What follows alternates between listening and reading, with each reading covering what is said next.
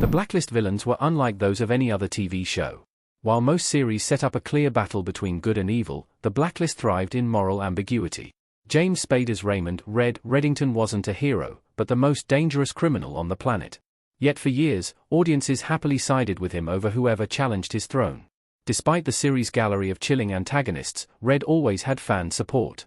The director, David Strathairn, was formidable, Berlin, Peter Stormare, was ruthless, and Neville Townsend, Reg Rogers, was terrifying. However, none were capable of shifting the balance. No matter how dangerous or cunning they seemed, viewers were firmly behind Red's victory, until a familiar face turned against him. That moment came with Mr. Kaplan, Susan Blommaert. More than any other character, she redefined what made the Blacklist villains so compelling.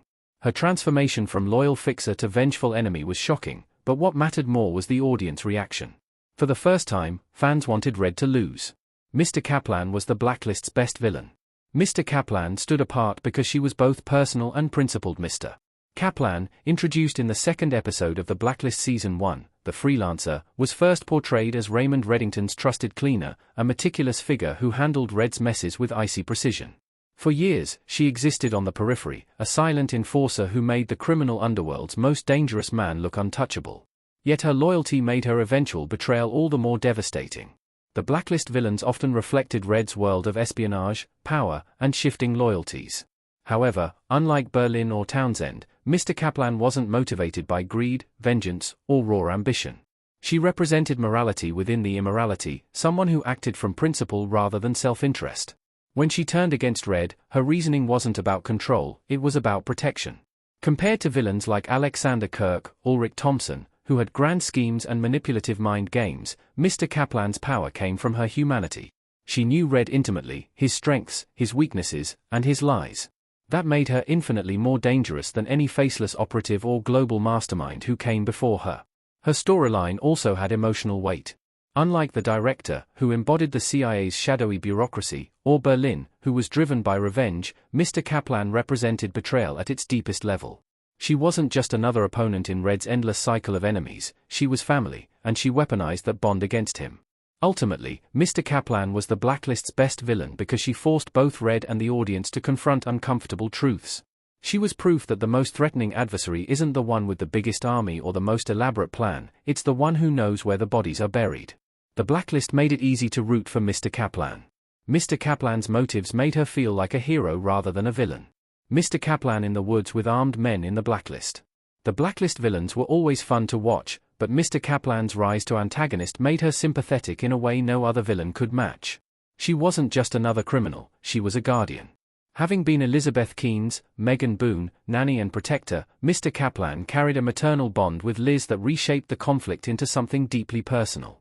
Fans weren't simply drawn to her because she could challenge Red's empire, though she certainly could, and with gusto. They rooted for her because her motives were pure. Mr. Kaplan didn't want power or riches, she wanted Liz to be free from Red's orbit, knowing he brought danger everywhere he went. Her actions weren't malicious but protective. This sense of justice became even sharper after Red shot her in Season 4. It was one of the show's most shocking moments, not only because of the violence but because of who the target was. Red's decision was ruthless, and it fundamentally shifted how audiences saw him. For once, his charisma couldn't excuse his brutality. Mr. Kaplan also had another quality that made her stand out: brilliance.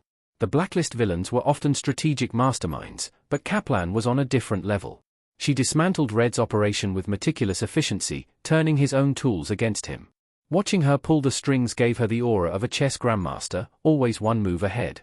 Add in Susan Blommaert's performance, cool, calm, and chilling, and Mr. Kaplan became the rare villain who was impossible not to cheer for. She wasn't just challenging Red, she was giving voice to the audience's frustrations with his lies and manipulations. That's why rooting for her didn't feel like rooting for evil, but rooting for truth. Was Mr. Kaplan actually in the right in Blacklist? Mr. Kaplan exposed the blurred morality at the heart of the show. Mr. Kaplan and Elizabeth in the Blacklist. The villains in the Blacklist all had their shades of grey, but Mr. Kaplan was the one who blurred the line between villain and hero most effectively. On one hand, she was absolutely in the right. Red had manipulated and endangered Liz for years, and Kaplan was the only person brave enough to stand against him for her protection. Her argument was simple but powerful: Liz would never be safe while Red remained in her life, and she was proved right when Liz eventually died. Kaplan wasn't just acting out of revenge, she was acting out of love. Her campaign against Red, however destructive, was built on a desire to free Liz from a toxic cycle. From that angle, her rebellion looked more heroic than villainous. Yet, Kaplan wasn't blameless. Her war on Red endangered countless innocent lives. In her quest to expose him, she unleashed chaos that rippled beyond her intentions. She believed she was protecting Liz, but her methods, calculated and ruthless, and bloody, meant she was still very much a part of the darkness she opposed.